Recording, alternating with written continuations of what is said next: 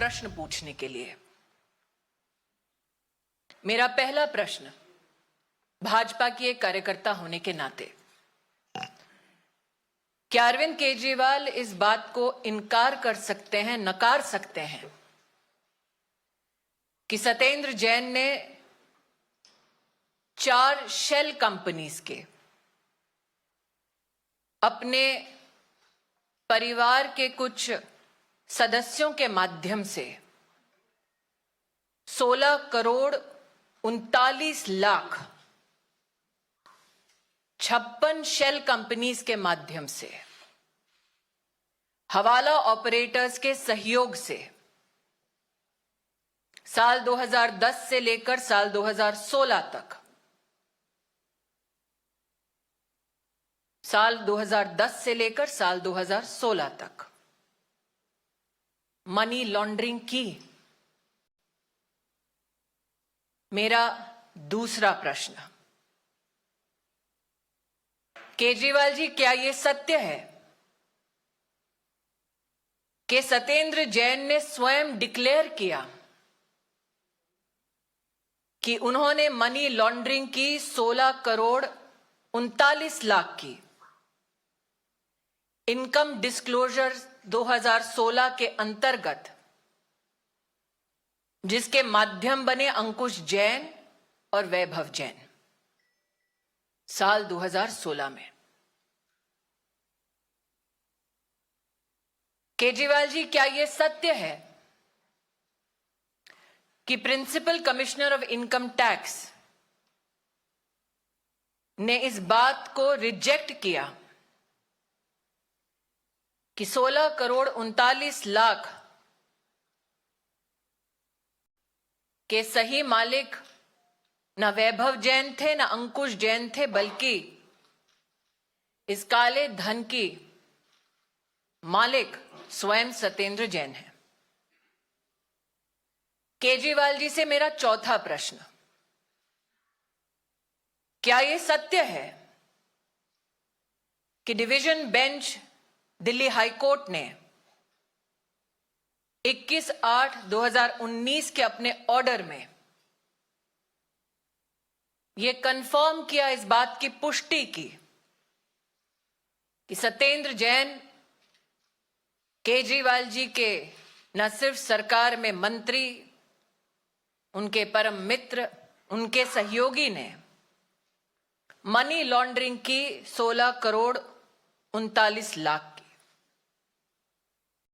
अगर केजरीवाल जी के पास कोर्ट के इस दस्तावेज की कोई कॉपी नहीं है, भारतीय जनता पार्टी के कार्यकर्ता विधिवत बड़े सम्मान के साथ ये कॉपी ऑर्डर की उन्हें भेज सकते हैं। मेरा पांचवा प्रश्न,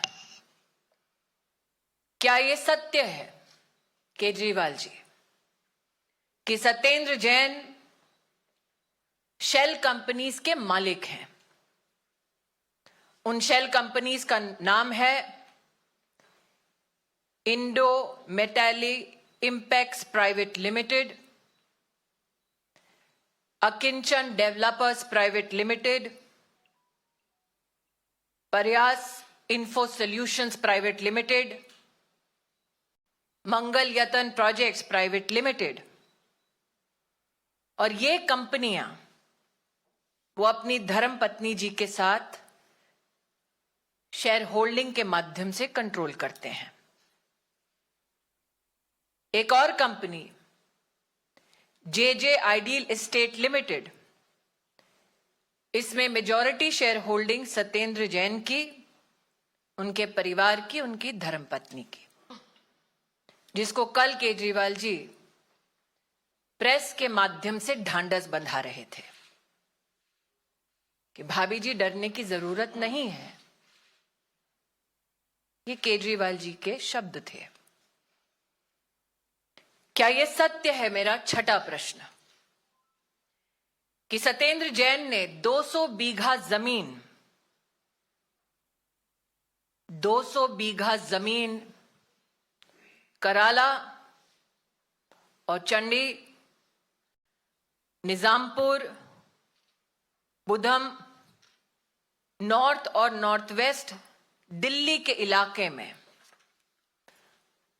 अनऑथराइज्ड कॉलोनीज के संदर्भ में इस काले धन के माध्यम से 200 बीघा जमीन का मालिकाना हक इन शेल कंपनियों के माध्यम से क्या सत्येंद्र जैन की ओनरशिप में बेनिफिट में आया? मेरा 7वां प्रश्न, क्या यह सत्य है कि जो 200 बीघा की जमीन है वो उन अनऑथराइज्ड कॉलोनीज के आसपास है जिसके संदर्भ में मंत्रालय सत्येंद्र जैन जी का और आम आदमी पार्टी के माध्यम से क्या यह कारण बना कि वो अनऑथराइज्ड कॉलोनीज रेगुलराइज हुई? मेरा 8वां प्रश्न, केजरीवाल जी क्या यह सत्य है कि सत्येंद्र जैन आज प्राइम अक्यूज्ड है चार्जशीट में प्रिवेंशन ऑफ करप्शन एक्ट के तहत? मेरा 9वां प्रश्न, केजरीवाल जी क्या यह सत्य है कि 16 करोड़ 39 लाख मनी लॉन्ड्रिंग की जो सत्येंद्र जैन जी की इनकम है उस पर इनकम टैक्स डिपार्टमेंट टैक्स लगाए? ये प्रस्ताव स्वयं सत्येंद्र जैन की कंपनीज का था? मेरा आखिरी प्रश्न, जिस सत्येंद्र जैन ने स्वयं स्वीकार किया कि 16 करोड़ 39 लाख मनी लॉन्ड्रिंग हवाला ऑपरेटर्स के माध्यम से की गई उन कंपनीज में जिनमें सत्येंद्र जैन और उनके परिवार की भागीदारी है, केजरीवाल जी क्या वो व्यक्ति आज भी आप द्वारा संचालित सरकार का मंत्री बना रहना चाहिए? कल केजरीवाल जी ने अपने प्रेस के वक्तव्य में कहा भ्रष्टाचार मतलब देश के साथ गद्दारी।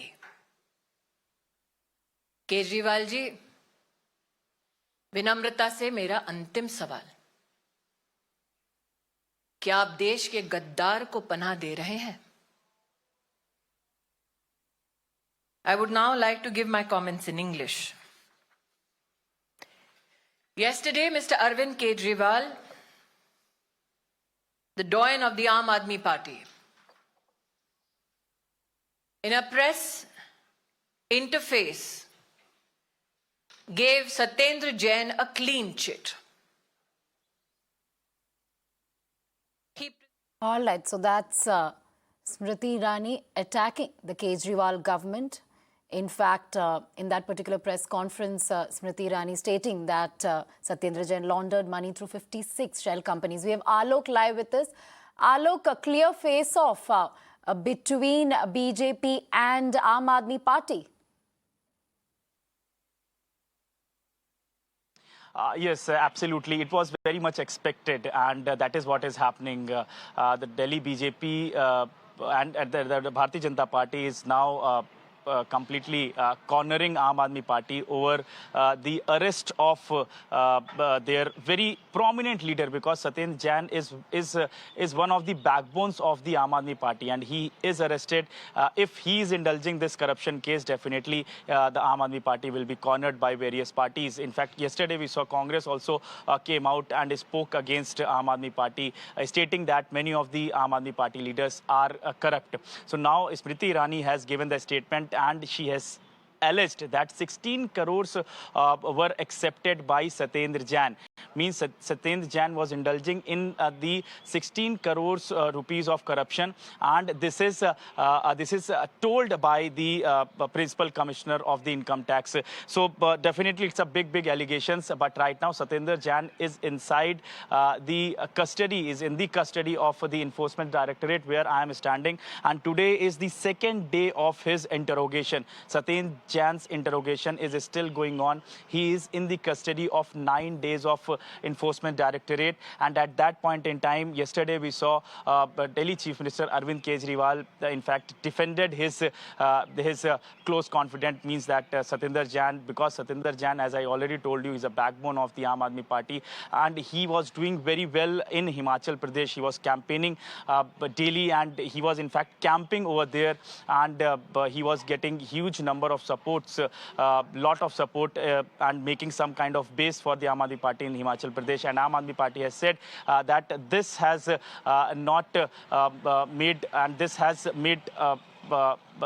that this has created the problem with the Bharatiya Janata Party, and that is why he is arrested. So this is what the politics is going on. But on the other side, the investigations by the Enforcement Directorate is also going on. All right, thanks, Alok. So investigations going on as far as Enforcement Directorate is concerned.